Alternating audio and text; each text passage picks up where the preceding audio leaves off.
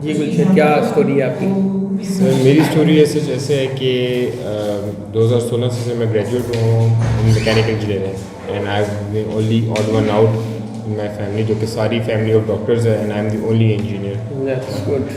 So I just came to this platform of freelancing. I've been like looking forward to many other things on even online, and my friends also they've been doing this freelancing thing pretty much the way that even I wanted to do it, and they are defining their engineering.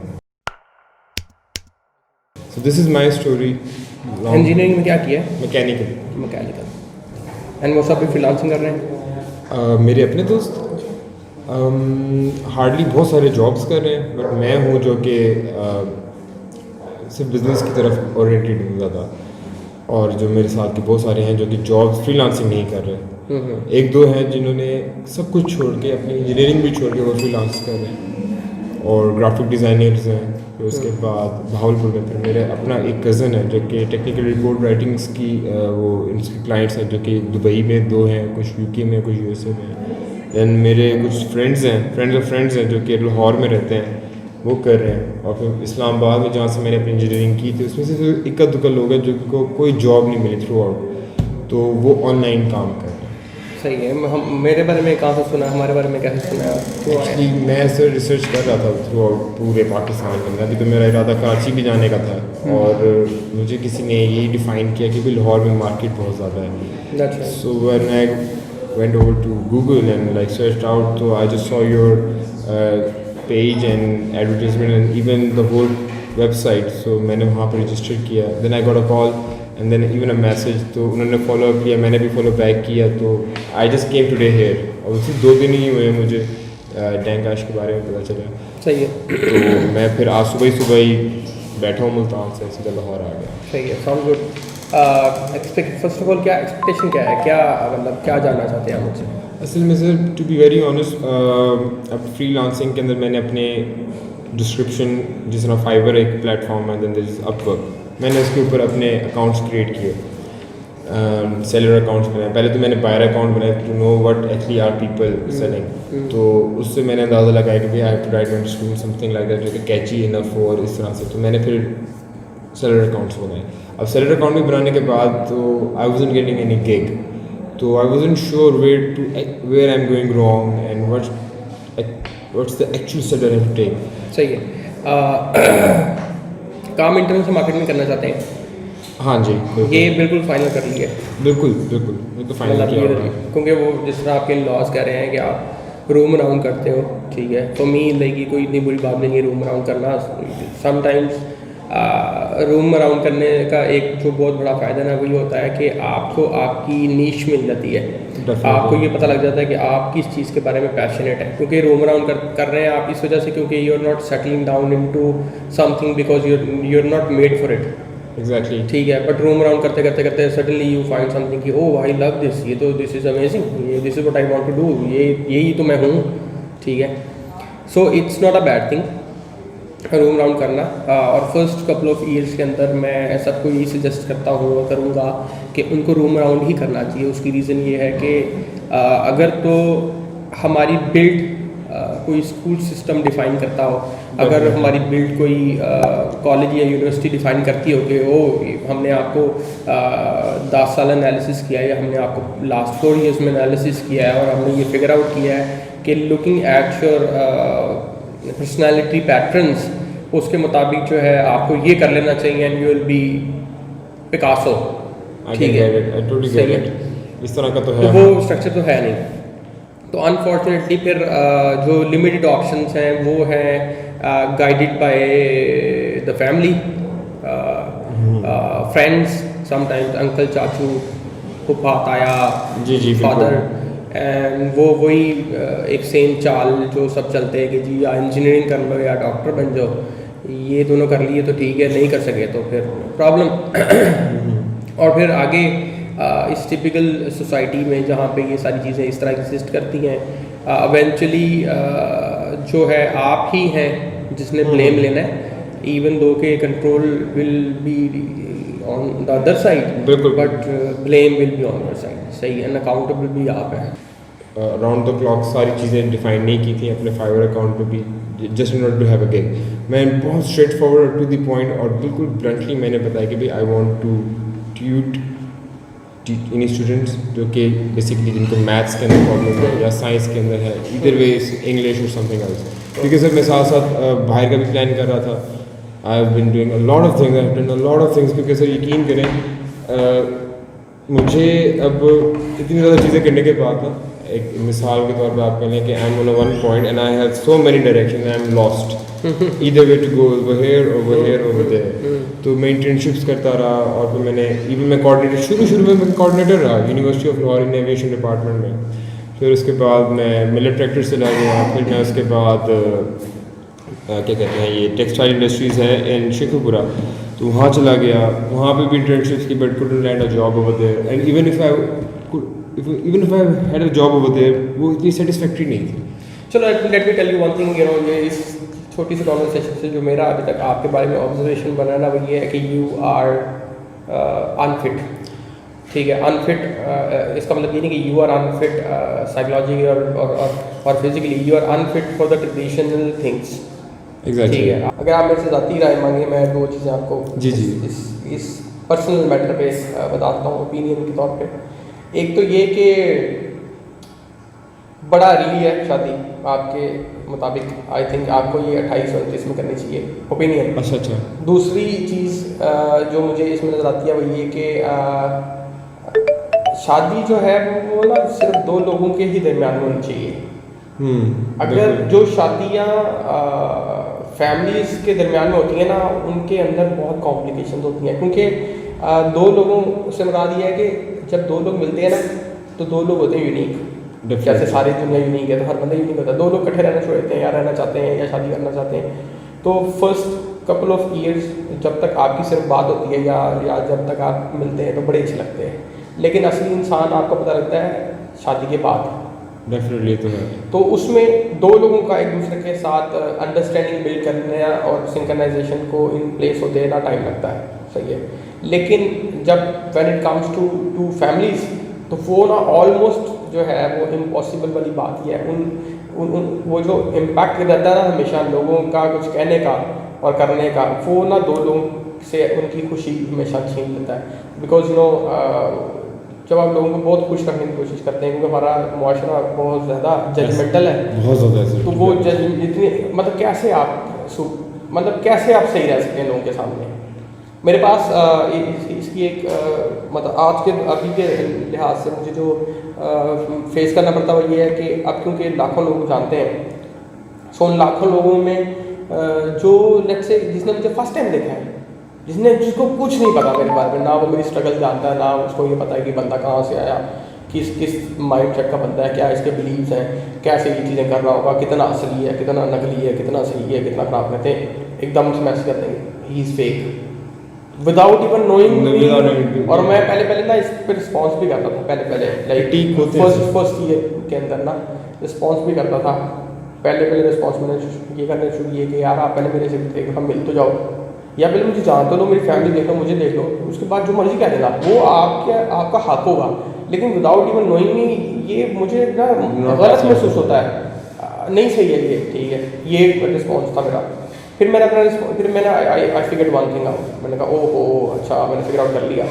सो मैंने figure out ये किया कि यार अब जो भी मुझे कोई कुछ कहता था ना, मैं उसको कहता था कि यार अल्लाह ताला भला करे, कि मुझे इतना तरस आना शुरू हो गया। फिर जब मैंने लार्ज स्केल में चीज़ें इस तरह की देखनी शुरू की और इस पर भी रिसर्च करके पढ़ना शुरू किया ह्यूमन पैटर्न्स को प्रिसाइजली, तो मुझे पता लग गया कि यार एक बंदा जिसने आपको देखा और उसने मज़ीद टाइम निकाला आपके बारे में कुछ कहने के लिए और फिर भी नेगेटिव कह दिया, तो उस बेचारे के ऊपर तो तरस खाने वाली बात है कि कितना फंसा हुआ है वो बेचारा। मैं समझ सकता हूँ। ठीक है, सो मैंने कहा मैंने ये फिगर आउट कर लिया मैं, और ये भी कोई फिगर आउट नहीं किया था मैंने, इससे आगे भी फिर मैंने एक और चीज़ फिगर आउट की, वो ये थी कि अब मैं बॉदर ही नहीं करता। उसकी रीज़न ये है कि जब मैं आपकी एज में था मुझे ये लगता था कि यार मेरी वजह से ना लोगों को फ़र्क पड़ता है, ठीक है। फिर मुझे कोई थोड़ा मैं 30 साल का हुआ, मैंने कहा मुझे किसी से कोई फ़र्क नहीं पड़ता, ठीक है। अब मैं 40 का हूँ तो मुझे ये समझ आई है कि यार कोई मुझे आज तक नोटिस कर ही नहीं रहा असल में, लोग को वो अगर नोटिस तो वो कर ही नहीं रहा, वो तो एक आदत है, बिल्कुल क्रिटिक करने की। वो तो ऐसी ही आदत है, उसको नहीं पता आगे कौन है, वो तो ऐसे ही है। वो तो किसी को भी, इससे पहले मैं इतना इन पर्सन लोगों को नहीं मिल रहा था, because I want to know more, and generation का जो गैप है उसको मैं अंडरस्टैंड करना चाहता हूँ, जहाँ पे वो स्टार्ट है उसको मैं अंडरस्टैंड करना चाहता हूँ, और I really want to help people in a way कि जहाँ पे वाकई वो फंसेगा। लेकिन मुझे उम्मीद है कि जिस तरह के सेशन अब मैं ये कर रहा हूँ ना आजकल, जी जी, जो प्रॉब्लम्स आ रही हैं, जिस तरह से मुझे लगता है कि ये बड़ी इंस्टेंट के पेरेंट्स को बड़ा हेल्पफुल होना चाहिए ना, वो उल्टा प्रॉब्लम कर रहे हैं अपने बच्चों के लिए, उल्टा मेजोरिटी। इतना कंसर्न अच्छा नहीं है, इतना टू मच कंसर्न और पॉजेसिव होना ना सही नहीं होता समटाइम्स, क्योंकि आपका जो प्रोडक्ट है ना वो ना बड़ा सॉफ्ट होता जा रहा है, वो बड़ा कमज़ोर होता जा रहा है, ठीक है। और फिर जिस जंगल की तरफ आप जिस जंगल से जा रहे हैं उसको तो रहना उसने उस जंगल में ही है, ठीक है। तो बजाय इसके कि आप उसको उस जंगल से रोकें, आपको उठा के उसको उस जंगल में फेंक देना चाहिए जलील होने के लिए, ताकि वो जो उसके साथ ना लेटर ऑन द रोड हो रहा है ना वो जल्दी हो जाए। Definitely sir. ये तो देखे ना सर, एक बंदा जो है ना उसकी पर्सनैलिटी घर में घर वालों से डिफरेंट होती है, और उसकी पर्सनैलिटी वही अपने दोस्तों से डिफरेंट होती है, वहाँ बड़ा वो चार्मिंग होता है। बिल्कुल सर। ये कैसे होता है? अब वो मुझे घर वाले ये कहते हैं, मेरे घर वाले मुझे कहते हैं कि भाई तुम है ना अपनी कम्युनिटी में जिससे उठते बैठते हो उनसे दूर रहो, तुम खराब हो रहे हो। मेरा बड़ा भाई आके मुझे कहता आप उल्टा उनके घर वालों को कहें कि गुलशेर से दूर है, कि ये बंदा जो है खराब कर रहा है किसी को। अब मैं क्या कर, मैं सर उनको लेके जाना फुटबॉल चुकी, और हमने जाके ग्राउंड ढूंढने और जाके वहीं पे फुटबॉल खेलने। वो एक बंदा जिसकी अकेडमी में कुछ नहीं होता, अकेडमी खेलता रहा, वो गोलकीपिंग कर। दे वर लाइक कि my brother knows me much better than my parents do. तो मैंने अपने पेरेंट्स को फिर बताया कि भाई है ना वाकई वो लड़का गंदा है। फिर बड़ा भाई आगे कहता शर्म करते हो, शर्म नहीं आती अम्मी को, ये लड़का गंदा है, आप ही बेटा गंदा है, बाकी सारे सही है। तो यानी इस तरह की भी सर एक पॉसिबिलिटी है। हाँ नहीं, लेकिन मैंने मेरे साथ रहा है ये मामला ज़्यादा अरसे के लिए, क्योंकि मैं ज़रा अब ज़्यादा आवारा था। मैं काफ़ी ज़्यादा आवारा था, और ज़्यादा आवारा होने की मतलब आवारा इसलिए मैंने ये लफ्ज़ इस्तेमाल किया क्योंकि ये एक बड़ा लफ्ज़ है आवारा होना, ठीक है। सो कॉमन, सिंपल और वेरी क्रूशियल तीनों डेफिनेशंस पे आती हैं। तो वो मुझे ना पहले घर वाले कहते थे ये कि यार तुम उसके साथ मिलना शुरू किया, अब ये कौन है, उससे किससे मिलना शुरू किया, अब ये तुम्हारा कौन सा दोस्त है। और मेरी जो फ्रेंड्स का सर्कल था वो 10, 50 और 100 में तो था ही नहीं। अच्छा वो था 400, 500, 700 में तकरीबन। अच्छा माशाल्लाह, ठीक है। तो और वो 400, 500, 700 बिल्कुल इस तरह से थे जैसे सारे मेरे बेस्ट फ्रेंड हैं, सारे मेरे बहुत दिल के करीब हैं। तो वो मेरे मुँह से शिकायत ये करती थी कि यार मुझे शर्म ना, तुम ये बात समझा दो। जब भी मेरे को मिल जाता था बाई चांस, कभी होता है ना मिल जाते हैं आप, मैं तो मिलता नहीं था उनको, यार क्या उधर से आ रहे थे मेरे को मिल जाता, उधर साथ मेरे को। लेकिन अगर मैं उनको मिलने जाता था तो वो उनको मैं ये कहता था कि वो मुझे कहते थे कि मुझे तुमसे कोई गिला नहीं है। एक और डेजो वू हिट कर रहे हैं मुझे। लेकिन एक गिला है, तुम प्राइम मिनिस्टर हो पाकिस्तान हो, तुम इतने लोग मिलने आते हैं और वो भी नई शक्लों के, और 10 मिनट बाद बैल बैठती घर की, तो वो ना नहीं happy. But to be very honest मुझे लगता है कि वो मेरा बहुत लर्निंग टाइम था, क्योंकि इतने ज़्यादा लोगों से जब हम मिलते हैं ना, इतनी ज़्यादा पर्सनैलिटीज़ को एक्सपीरियंस करते हैं ना, इतना कुछ इतने लोगों से, सबके पास कोई टाइम शो करने को है। Exactly. अभी आप आए हमारी, ये हो ही नहीं सकता कि आपसे मुझे कुछ ना मिले। मैं खुद आज बड़ा अजीब सा वियर्ड फील कर रहा हूँ कि आपसे जिस तरह मैं बात करूँ, मैंने इतनी हर चीज़ टेबल पे रखी है, वरना मैं बड़ा वो हूँ चीज़ों को ना अपने पास, जब कभी टाइम हो चलो अगली चीज़ फिर दूसरी चीज़, क्योंकि पता है सॉरी अभी मसले हैं ना यार, इसके बड़े सिमिलर मसले हैं। जब आपको आपकी प्रॉब्लम्स को कोई एप्रिशिएट नहीं करता ना, आप प्राइवेट हो जाते हैं, and that's where the problem starts. Exactly. जब पेरेंट्स आपको ये नहीं ना कहते, ये एवरीबडी मेक्स मिस्टेक्स, ये सुनने की बात नहीं है, ये एक्चुअल सच है। ये बड़े ये हमने भरोसे सुना है, उनसे ही सुना है ना। जी। लेकिन उनका इस पे कोई प्रैक्टिकल नहीं है, प्रैक्टिकल डेफिनेटली नहीं है। ये तो है सर। तो वो अगर वो सुने तो इसका मतलब ये है कि जो पर्सनालिटी में समहाउ जो कन्फ्लिक्शंस हैं वो सॉर्ट आउट हो जाए। अगर मैंने अभी आपकी बात सुनी है तो इससे सुनने से मैं सिर्फ ये कर रहा हूँ कि जहाँ मैं आपसे रिलेट कर सकता हूँ, या जहाँ मैं आपको अपने एक्सपीरियंस से कोई चीज़ बताया या समझा सकता हूँ ना, वो मैं आपको बिफोर टाइम बता दूंगा।